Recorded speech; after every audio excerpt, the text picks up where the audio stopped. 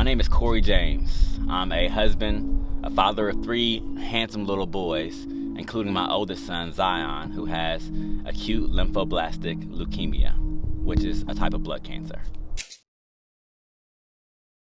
Do you mind if I tell a story of the girl that I know that need you on the daily? Ain't no time to mess around. I know what is going down. You're the one I'm needing now.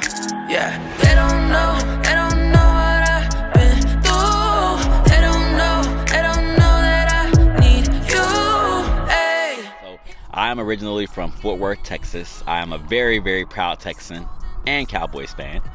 And I moved here to Southern California in August of 2019, just before all the pandemic and all the madness happened in 2020.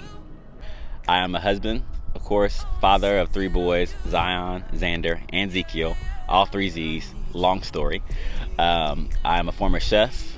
I've been a wedding DJ, an ordained minister, a speaker, but today I'm a parent. I'm a father who is leading his family, taking care of his son, and looking to pour into people's lives as best as I can within the circumstances that we currently face. But what we didn't know is that in 2020, our lives would change multiple times over. Our lives changed once when the pandemic began in March. And then on Mother's Day in 2020, my son Zion started showing these strange symptoms that we were concerned, honestly, could be COVID, could be Corona. And when we took him into the hospitals, they said it's not COVID, but we don't know exactly what it is. Take these antibiotics and go home. And so we did that. And about a month later, it was actually June 7th of 2020, Zion was diagnosed with acute lymphoblastic leukemia, which is a type of blood cancer. Actually, the most common type of blood cancer amongst children. And Zion is 8. So naturally, that shook up our entire world, much greater than the pandemic had already, and much greater than any of us could have anticipated at all in our lives.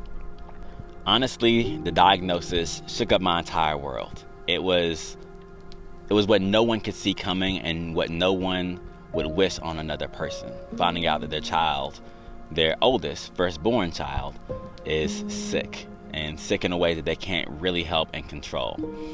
So for 72 hours, I was a distraught, emotional mess. I was always crying and trying to understand what was happening, what was going on.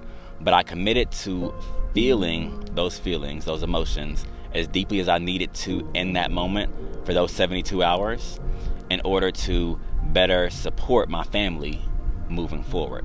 So after that 72 hours, I got into study mode. I opened up all the books.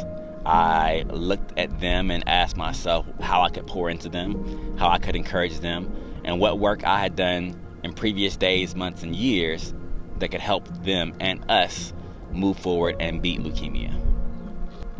What I hope people get from this is that cancer is terrible. I hate it. We hate it as a family. But we are not commanded by cancer. Cancer is in our lives, but it is not our lives.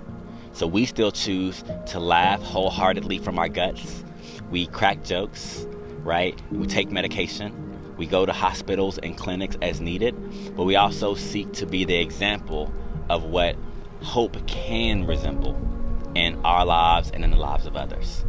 It doesn't have to be doom and gloom.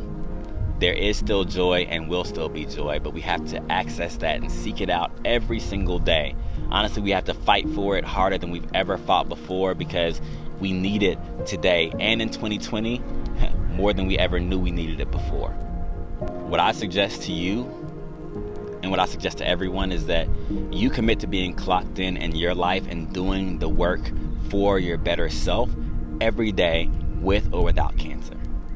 I suggest to you that you open up the books, you listen to the podcast, you study the people who have already been down the path that you've been on, that you dream big, and not only dream big, but that you empower yourself with the information and the resources that you already have available to build something. Build something bigger than yourself and outside of yourself, because Being able to give is the greatest gift that we have in the world, but you have to be mindful and remember that no matter where you are, no matter what you have going on, no matter how dark the situation seems to be, no matter whether or not your child has cancer, you can still give to the world in a way that will change things in your environment.